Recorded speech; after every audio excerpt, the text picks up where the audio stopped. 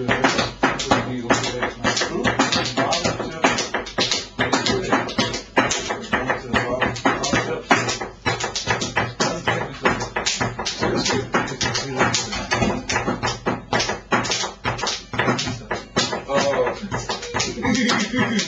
keep in mind, whenever you're playing a groove which is sound monotone or any kind of thing, this is the key. It's called clave. Clave in Spanish means the key. This is the key. This is the 2-3 clave. There is another 3-2. Okay, so I'm using a 2-3 out here. It's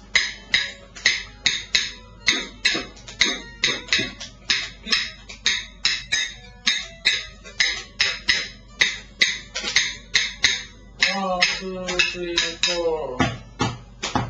On the snare. This is Cascara.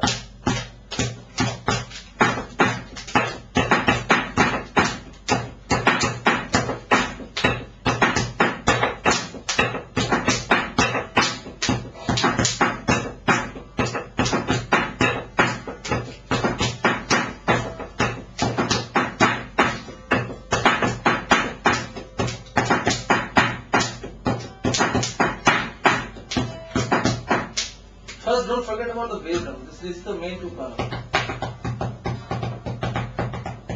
It's actually played on 2 hands, on a cowbell.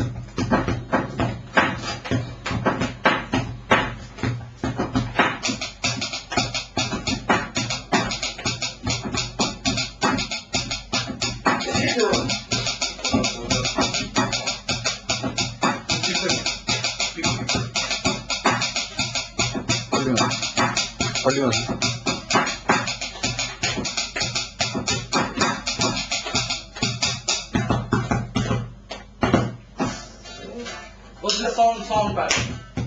This is basically the grooves developed by Cuban drummers, because in Cuba there is nothing called a drum in Latin American music. Okay, the kind of rock drum kit we use, it's not of existence. So to put that drum kit in the format of Afro-Cuban music, they invented these kind of things, which are basically these are called polyrhythmic patterns. So the beauty of polyrhythmic patterns is that if you can master it, what you are actually doing, you're doing the work of a hand drummer, a conga player, a guy who plays the timbale, and at the same time you're keeping the bass drum and still doing the job of a drummer. So basically that's the most interesting part. Like you're doing 3 guys work together, because that's what drum kit is all about. That's how it's quite hard.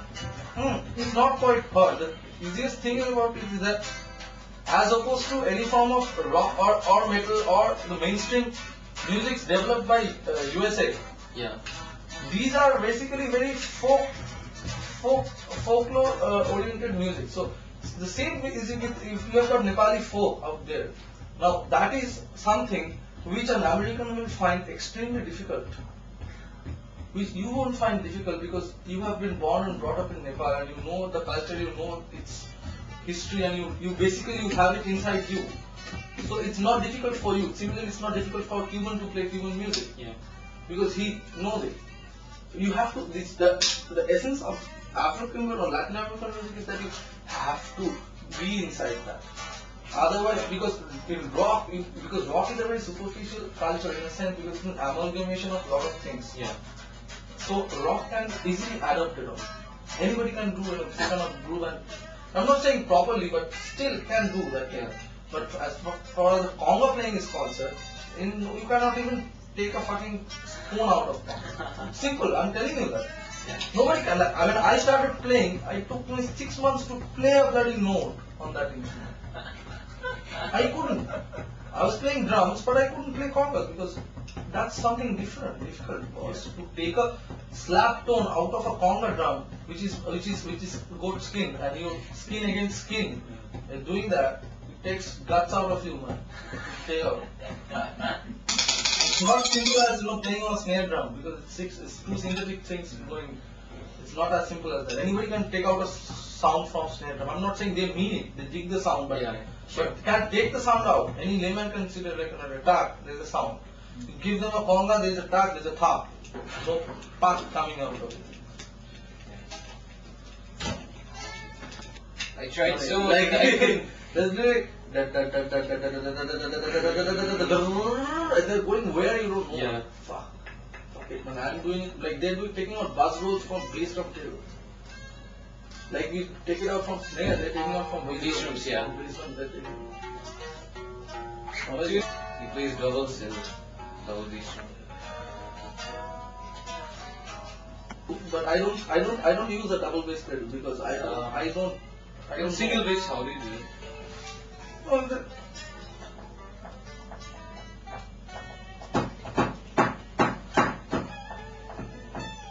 Is there a technique or are you to slide. I am not comfortable with this because your tension is very high. Yeah, Mine is a bit low because I prefer a bit lower tension. So it basically goes like that. The movement is this on the bass. Oh, okay, you slide actually. Rather than doing it, you can do this. But the thing is, if you do this, your muscles will pain after a point of time from here. Yeah. So if you can slide it like this. Oh.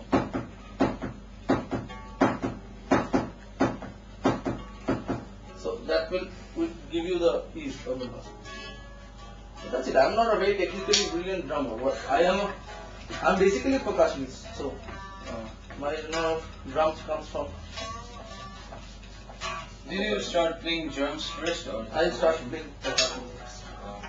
I actually started playing drums first, but then I switched on to percussion.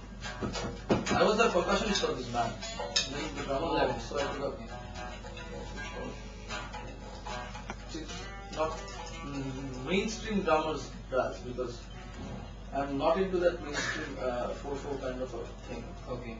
All the kind of rules or the kind of fillers that I like is a bit different because I listen to a lot of drummers which are not the mainstream. I listen to Steve and Portnoy and everybody as equally, but I feel like from an instrument because I basically have come from a hand drum background.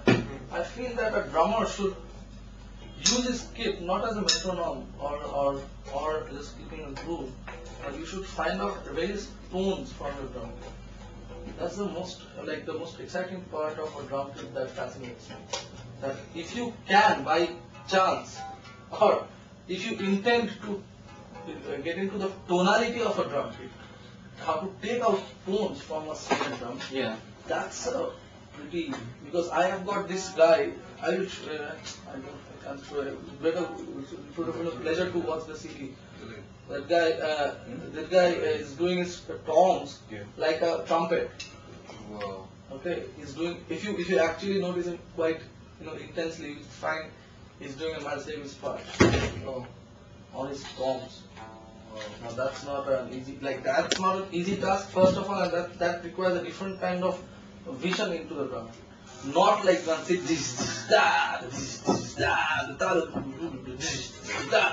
this is alright. I'm not criticizing it, but the thing is, whenever you do that is alright. You can do that. No, you are doing it. Yeah. But what about finding some new tones? He's doing that thing on a toms. He's doing that. So that's amazing. Hello. Ready? This guy is the guitarist from the other band. Yeah, this is the guitarist. Cool.